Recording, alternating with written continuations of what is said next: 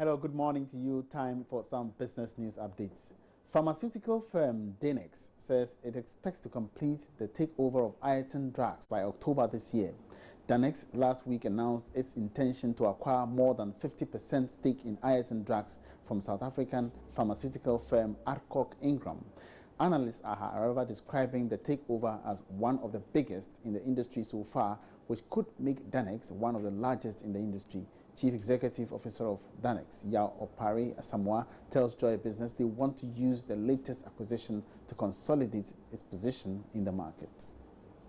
As an institution that is regulated by the central bank, we have a responsibility to collaborate with the central bank and also to be able to communicate our concerns if any. I think there are too many small banks in Ghana. The central bank, on my card, I would say should signal a strong consolidation of banks in this country so that instead of having maybe 30 banks, we can consolidate and have maybe 10 banks. The economy of Ghana is not that strong, it's not that big, and I think in order to do that, it's possible that Bank of Ghana will raise the minimum capital requirement to a level that will signal a strong consolidation, and I support that move.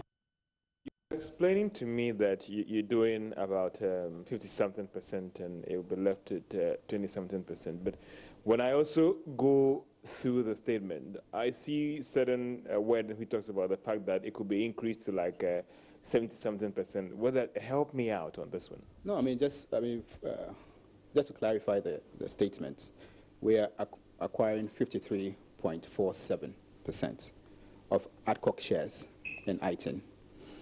What that means is that Adcock Ingram, the South African majority shareholders, are going to retain 25.1% in the business. So they're going to participate with us going forward once the deal is concluded. I see. So are there any plans to increase this current plan in terms of the number of shares, or you're going to stick to this till the end?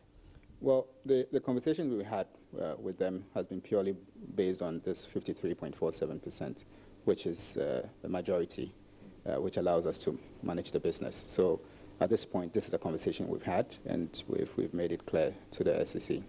The economists will say all other things being equal. When are you hoping, subject to securing the necessary regulatory approvals and all those things, you're hoping to close this deal for you to be able to take over these shares? Well, as we speak, we've requisitioned a waiver from the Securities and Exchange Commission. So it lies within their bosom to be able to give us the timeline for us to conclude the transaction. We're waiting for their response from this requisition, and once we have it, we'll be able to conclude the transaction. Are we hoping that that could be done if everything, I know you, per your transaction advisors, you even have a timetable. If all things should go very well and as quickly as you have planned, could that happen by October or even by November or even earlier than that? Well, we'll give ourselves to October. I believe it's reasonable time. Asamoah is the Chief Executive Officer of Dannex.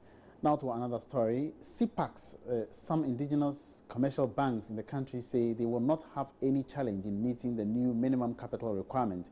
Joy Business is learning that the Bank of Ghana is planning to increase the minimum capital to about 300 million cedis. The action is being influenced by the weak financial position of some banks and moves to reduce the increasing number of banks in the country. Most local banks in the past have had serious challenges in meeting the new capital requirement. But Managing Director of the Capital Bank, Reverend Fitzgerald Odonko, says his bank will not struggle to meet the new capital requirement. As an institution that is regulated by the central bank, we have a responsibility to collaborate with the central bank and also to be able to communicate our concerns, if any, about any policy decision.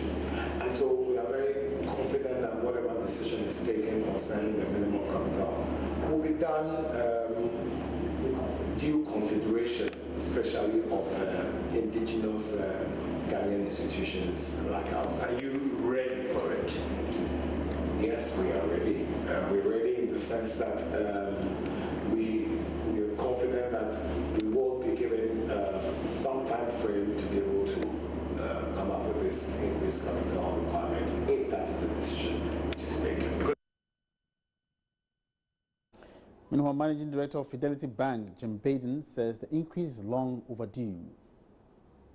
I think there are too many small banks in Ghana. The central bank, on my card, I would say should signal a strong consolidation of banks in this country so that instead of having maybe 30 banks, we can consolidate and have maybe 10 banks. The economy of Ghana is not that strong, it's not that big, and I think in order to do that, it's possible that Bank of Ghana will raise the minimum capital requirement to a level that will signal a strong consolidation, and I support that move. And that's it for business for the morning. We take some more business updates at midday. My name is Emmanuel Abuajiria.